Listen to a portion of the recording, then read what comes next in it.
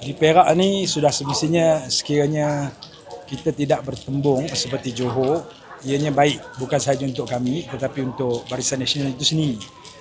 Kalau Barisan Nasional bersama dengan kami, saya percaya mereka boleh bertanding lebih banyak dan boleh menang lebih banyak kursi sekiranya mereka bersama dengan parti pembangkang. Sudah pasti kursi mereka akan mengecil dan mana-mana parti politik pun tidak, sudah semestinya mereka ingin meletakkan calon pada pilihan raya. Di Perak ni dari segi akar umbi keadilan kita terbuka untuk bekerjasama dengan mana-mana parti. Yang penting adalah keutamaan kita adalah untuk memastikan rakyat Perak itu sendiri mendapat manfaat lah dengan keadaan kerajaan yang stabil.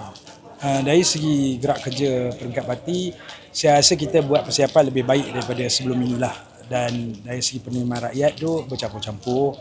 Dan insya-Allah kalau kita tampilkan calon yang berkualiti dan melaksanakan kerja dengan baik, saya percaya kita boleh mendapat sokongan rakyat itu sendirilah.